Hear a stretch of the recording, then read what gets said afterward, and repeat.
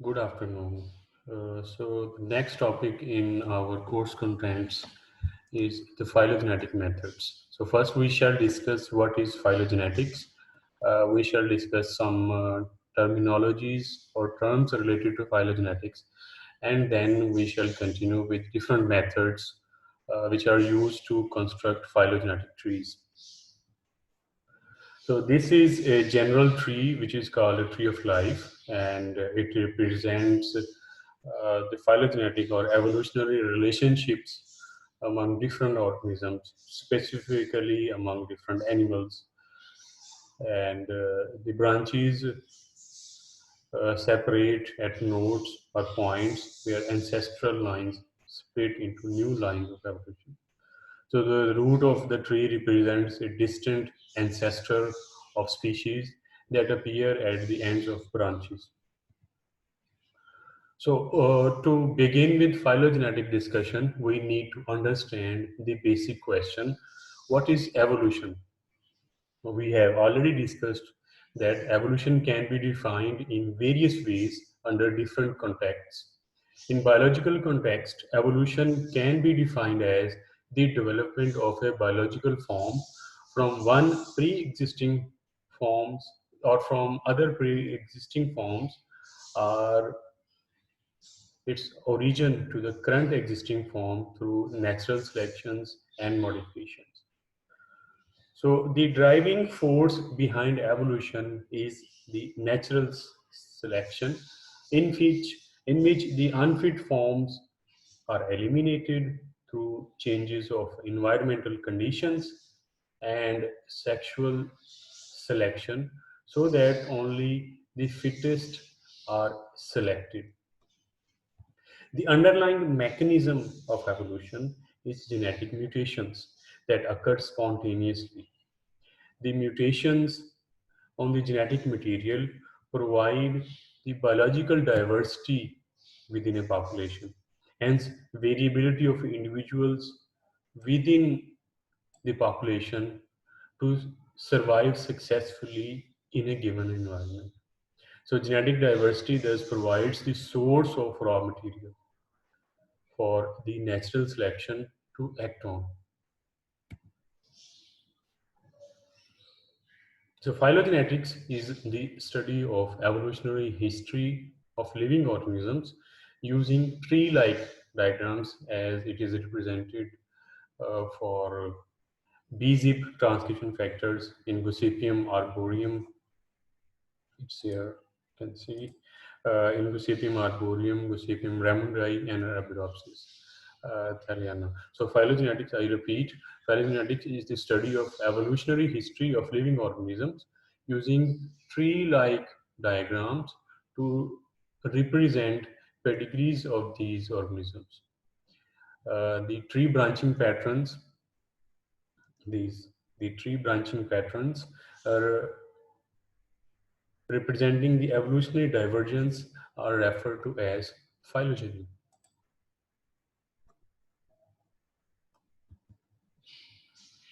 So what is the importance of phylogenetics? Phylogenetics is important because it enriches our understanding of how genes, genomes, species, and the molecular sequences more generally evolve. So through phylogenetics, we learn not only how the sequences came to be the way they are today,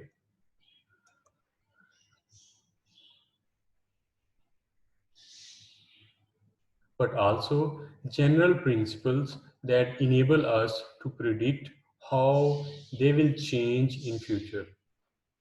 This is not only of fundamental importance, but also extremely useful for numerous applications,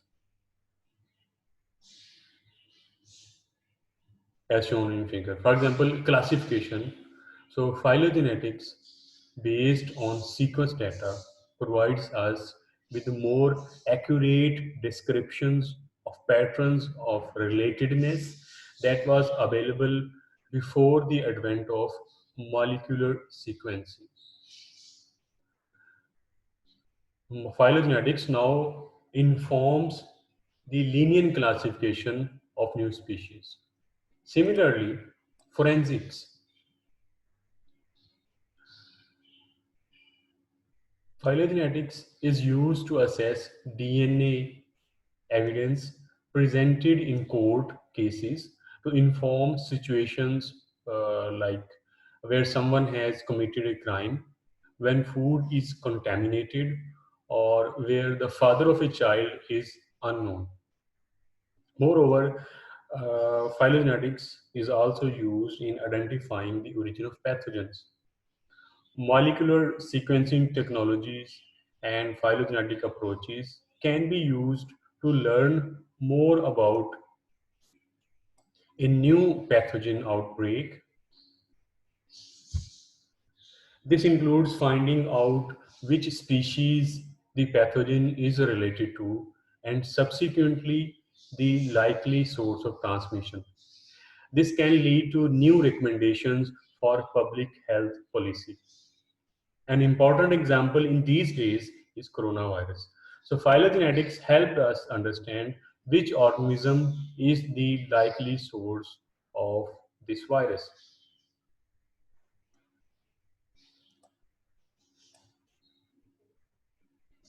So phylogenetics can also help us in conservation. So conservation, it can help to inform conservation policies when conservation biologists have to make through decisions about which species they try to prevent from becoming extinct. Similarly, in bioinformatics and computing, many of the algorithms developed for phylogenetics have been used to develop software in other fields.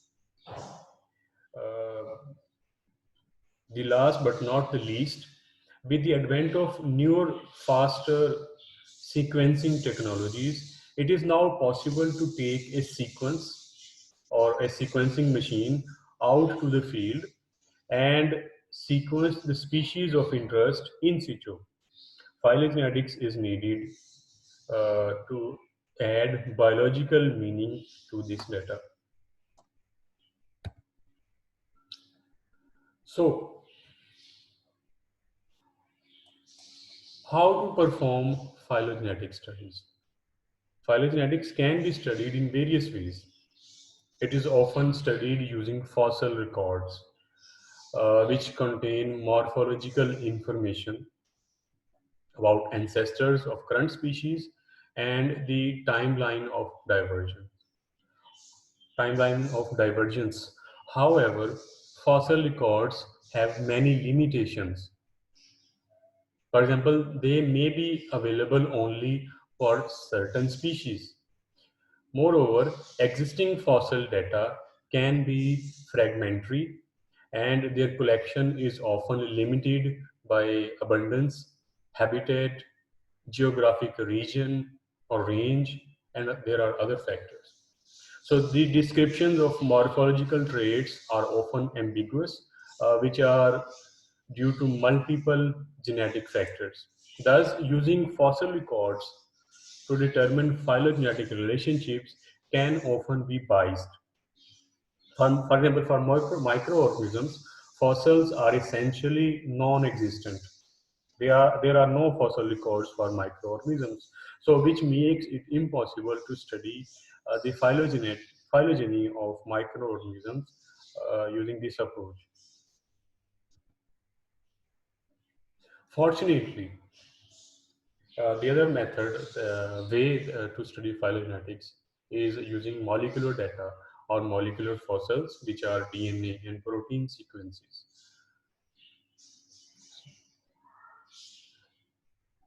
So DNA or protein sequences can also provide very useful evolutionary perspectives of existing organisms because as organisms evolve, the genetic materials accumulate mutations over time, causing phenotypic changes.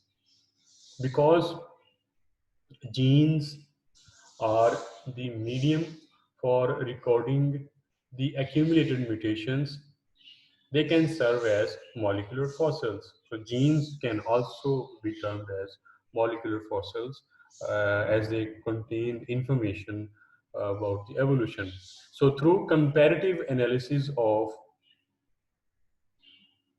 the molecular fossils from number of related organisms, the evolutionary history of genes, and even the organisms can be revealed. The advantage of using molecular data is obvious. Molecular data are more numerous than fossil records and easier to obtain. There is no sampling bias involved, which helps to mend the gaps in real fossil records. More clear-cut and robust phylogenetic trees can be constructed with the molecular data. Therefore, they have become favorite and sometimes the only information available for researchers to reconstruct the evolutionary history.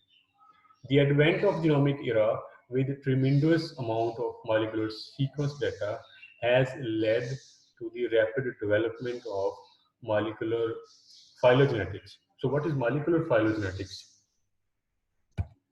Molecular phylogenetics is the study of evolutionary relationships of genes or organisms and other of genes and other biological macromolecules by analyzing mutations at various positions in their sequences, and it helps us to develop hypotheses about the evolutionary relatedness of biomolecules. Before discussing methods for reconstruction of phylogenies, it is useful to define some frequently used terminologies that characterize a phylogenetic tree. So a typical bifurcating phylogenetic tree is a graph as it is shown here in the figure.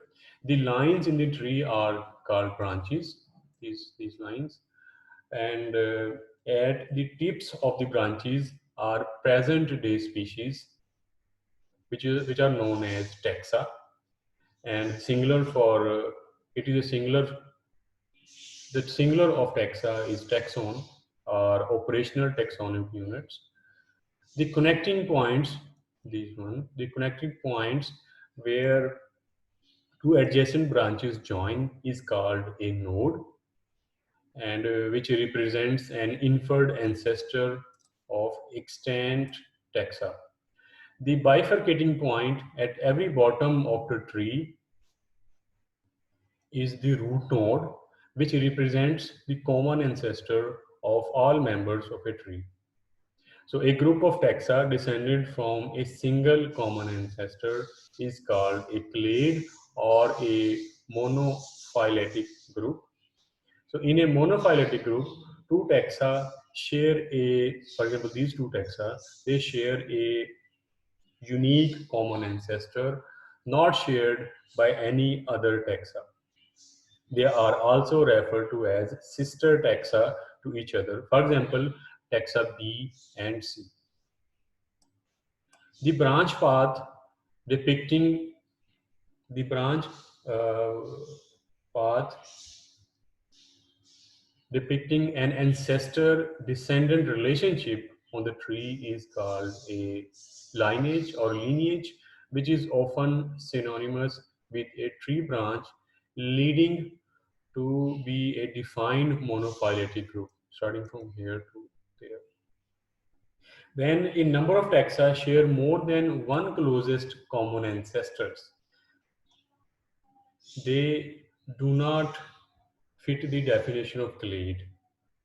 In this case, they are referred to as paraphyletic groups. For example, B, C, and D. These are paraphyletic to each other.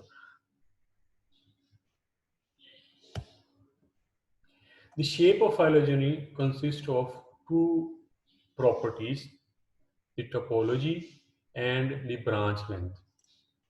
Topology is the particular branching pattern for a tree, Here there are two different branching patterns. Uh, so when all the branches bifurcate on a phylogenetic tree, like this one, it is referred to as dichotomy.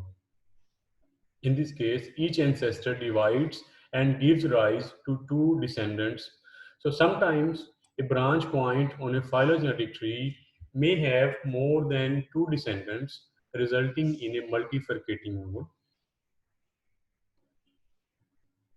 The phylogeny with multifurcating branches is called polytomy.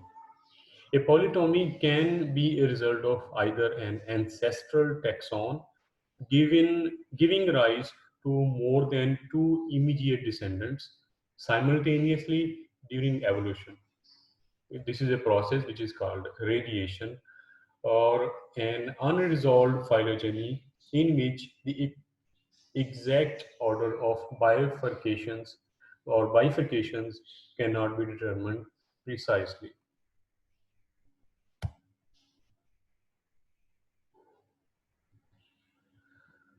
So now we shall discuss different forms of phylogenetic trees. So a phylogenetic tree can either be rooted like this or unrooted, which is represented here.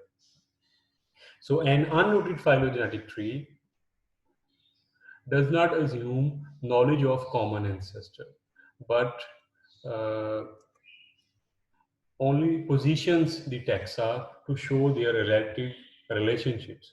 Because there is no indication of which node represents an ancestor, there is no direction of an evolutionary path in an unrooted tree. So, to define the direction of an evolutionary path, a tree must be rooted. So, in a rooted tree, all the sequences under study have a common ancestor or root node from which a unique evolutionary path leads to the other nodes. Obviously, a rooted tree is more informative than an unrooted one. To convert an unrooted tree to a rooted tree, one needs to first determine where the root is. So we can add a root in unrooted tree. So there are some other forms of tree topologies which are called phylograms or uh, cladograms. The trees can be drawn in different ways as they are shown here in the figures.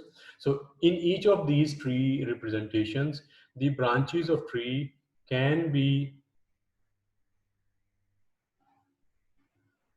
can freely rotate without changing the relationships among the taxa. So for example, in a phylogram, for example, in a phylogram, the branch lengths represent the amount of evolutionary divergence. You can see there are different branches and with the different lengths.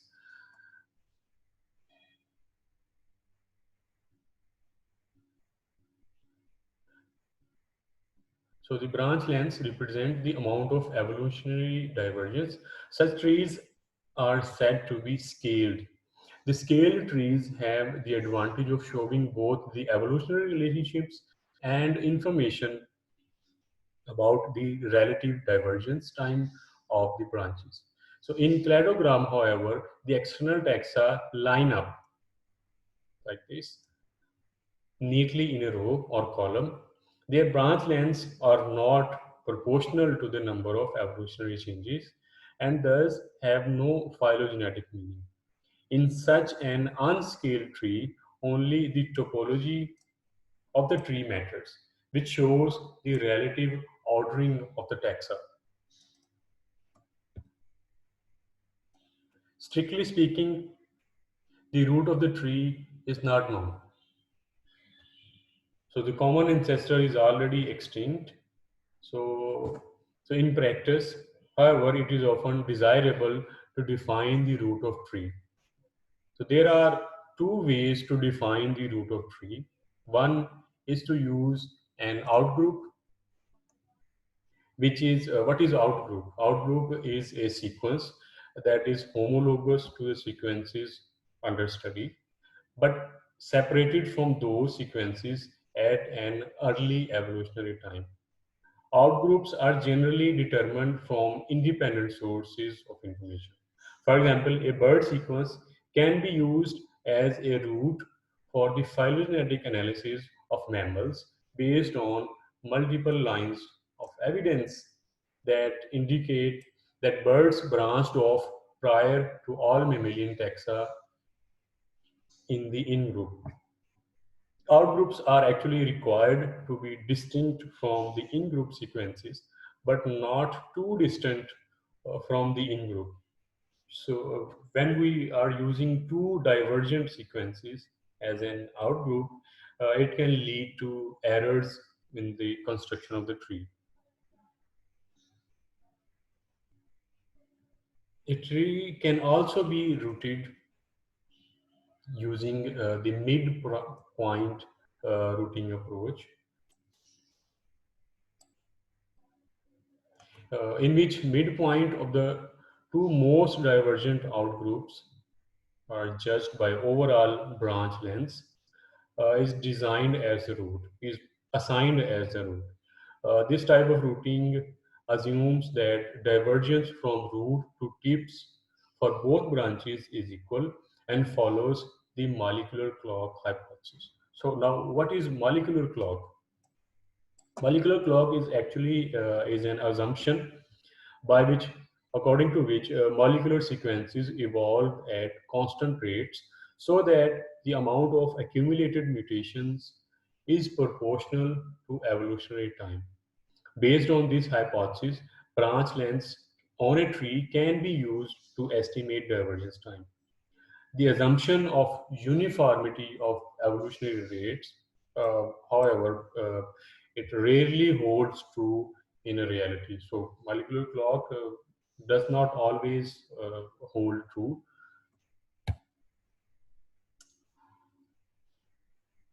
So, now we shall discuss the difference between phylogeny of single gene and phylogeny of whole species. Because one of the objectives of building a phylogenetic tree is based on molecular sequences, and it is to reconstruct the evolutionary history of the involved species. However, strictly speaking, a gene phylogeny, I mean a phylogeny which is inferred from a gene or a protein sequence, it only describes the evolution of that particular gene or encoded protein. This sequence may evolve more or less rapidly than other genes in the genome, or may have a different evolutionary history from the rest of the genome owing to horizontal gene transfer events. I mean, some gene is horizontally transferred to this species. Thus, the evolution of a particular sequence does not necessarily correlate with the evolutionary path of the species. The species evolution is combined result of evolution by multiple genes in a genome. We can say that species phylogeny is related to the evolution of multiple genes. So in a species tree, the branching point at an internal node, it represents speciation event or formation of new species. Whereas in gene tree, the internal nodes indicates a duplication event. I mean, a gene is simply duplicated into two copies. The two events may or may not coincide. Thus, to obtain a species phylogeny, phylogenetic trees from a variety of gene families need to be constructed to give an overall assessment of species evolution. Now, so it is easy to find a phylogenetic tree? No. The main objective of phylogenetics is to correctly reconstruct the evolutionary history based on the observed sequence divergence between organisms. That means finding a correct tree topology with correct branch lengths. However, the search for a correct tree topology can sometimes be extremely difficult and computationally demanding. The reason, there is a strong reason, is that the number of potential tree topologies can be enormously large even with a moderate number of taxa. And the increase of possible tree topologies follows an exponential function. For example, the number of possible tree topologies for unrooted trees for n taxa is determined by following the formula, this formula. So in this formula, 2n minus 3 factorial is a mathematical expression of factorial, which is the product of positive integers from 1 to 2n minus 3. Uh, for example, if there is 5 factorial, it means 1 multiplied by 2 multiplied by 3 multiplied by 4 multiplied by 5. So 5 factorial is equal to 120. Similarly, for unrooted trees, the number of unrooted tree topologies can be calculated by using this formula.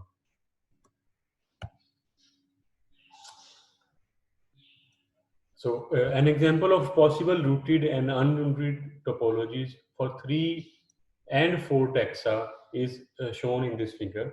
For 3 taxa, there is only one possible unrooted tree and there are 3 possibilities for rooted trees.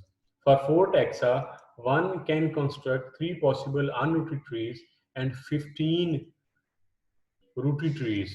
So the number of possible topologies increases extremely rapidly with the number of taxa. So according to the equation, as we have already discussed for rooted and unrooted trees, there are 105 unrooted trees and 945 rooted trees for 6 taxa. Similarly, for 10 taxa, if there are 10 taxa, there can be a huge number of possible unrooted and rooted trees. So there can be an exponential increase in the possible tree topologies as the number of taxa increases. This number of taxa and the number of tree topologies. Here we can see an exponential increase. Therefore, it can be computationally very demanding to find a true phylogenetic tree when the number of sequence is large, because the number of rooted topologies is much larger than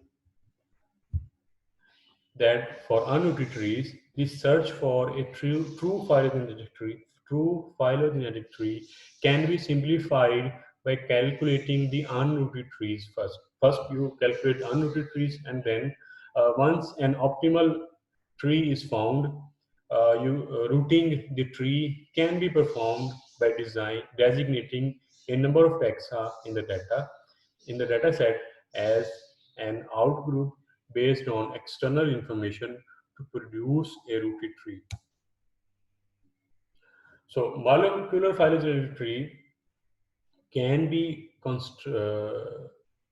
constructed by different methods, and there are 5 basic steps for constructing a phylogenetic tree. These include the selection of molecular markers, multiple sequence alignment, and the selection of proper model of evolution, and determination of a tree building method, and finally assessing the reliability of phylogenetic tree. So we shall discuss these steps in our next lecture. Thank you.